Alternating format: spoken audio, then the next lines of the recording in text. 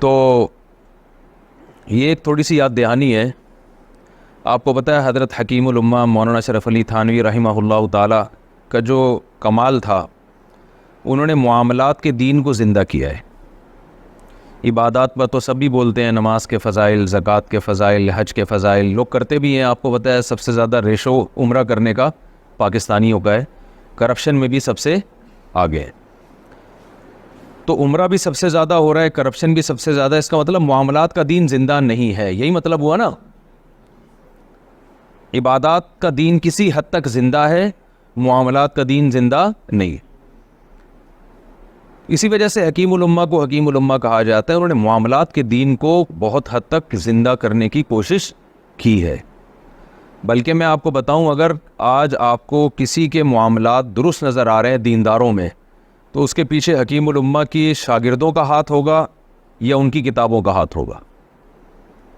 मैं जब जामे दारुल इफ्ता में आया, हज़रत मुफ्ती रशीद अहमद साहब रहमहुल्लाह ताला से हमने ताल्लुक़ कायम किया, तो मुझे याद है हमने जब बाइक खड़ी की ना, तो थोड़ी सी दीवार से हटा के, जैसे कि नॉर्मल लोग बाइक खड़ी करते हैं, तो हज़रत के खलीफा थे, शागिर्द थे, उन्होंने फ़ौरन तंबीह की कि मोटरसाइकिल को दीवार से बिल्कुल चिपका के खड़ा करो।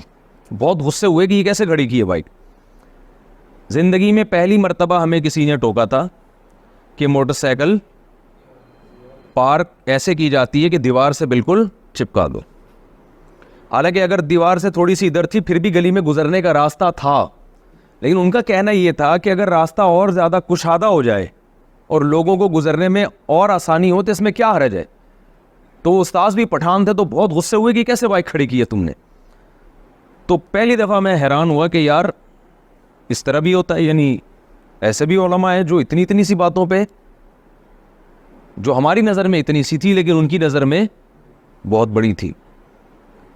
हमारे हजरत का उसूल ये था कि किसी से कोई चीज़ मंगवानी होती ना, तो पैसे पहले देते थे, फिर कहते थे लेकर आओ। वरना आमतौर पर होता है, भाई ये ले आ, 2 रोटियां वहाँ से ले आ, 4 रोटियां वहाँ से ले आ, एक चाय ले आ, फलाना ले आ।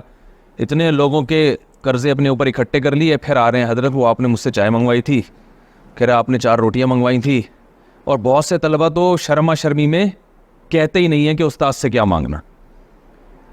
इस बेढंगेपन से हमारे हजरत को बहुत शदीद नफरत थी, और ये हजरत ने हकीमुल उम्मा ही से सीखा था ये कि भाई पैसे पहले पकड़ा दो ताकि तालिब इल्म की तबीयत पे बोझ ना रहे।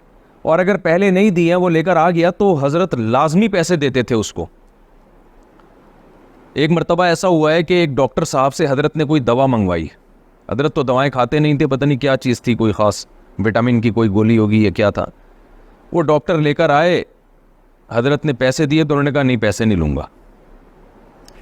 हजरत ने फरमाया हमारे यहाँ हदिये का उसूल ये है कि जो खुद से हदिया दे बग़ैर किसी वजह के, तो उसको तो हम कबूल करते हैं, लेकिन जब हम किसी से कोई चीज़ मंगवाते हैं, तो मैं फिर आगे अपनी ज़बान में बता रहा हूँ, फिर उसके बाप को भी पैसे लेने, ये हजरत ने बाप के लफ्ज़ इस्तेमाल नहीं किए, मैं ये पैसे आपको लेने पड़ेंगे। ये नहीं, हजरत की नज़र में ये हदिये का उसूल ही नहीं है कि काम करवाने के बाद फिर चलो पैसे नहीं ले रहे, पैसे अब आपको लेने पड़ेंगे। क्या मतलब, अगर आपको गिफ्ट देने का ख्याल था वैसे ही पैसे दे देते आप। वजह इसकी हजरत ने इतनी सख्ती इसलिए की इसमें कि बाज़ दफ़ा अगले को पैसे मांगते हुए शर्म आ रही होती है कि यार इतने बड़े आलिम हैं, हजरत मुफ्ती तकी उस्मानी साहब के उस्ताद हैं, अब इनसे मैं डिस्प्रीन के पैसे भी लूँ, इनसे मैं एक गोली के पैसे भी लूँ, तो दिल में ज़रा सा भी उसका बाल आ सकता है। तो आप देखें मामलात में कितना मामले को क्लियर रखा है कि भाई हदिया किसी को खुद से ख्याल आए तो वो तो मुकम्मल तीब खातिर के साथ होता है। चीज़ मंगवाओ और पैसे पी जाओ, या तालिब इल्म कहे नहीं पैसे नहीं ले रहा, बाज़ दफ़ा उसे शर्म आ रही होती है। तो ये सब चीज़ें हैं जिनको आवाम में ज़िंदा करने की ज़रूरत। इसी को तो मामलात कहते हैं ना, और किसको कहते हैं माम।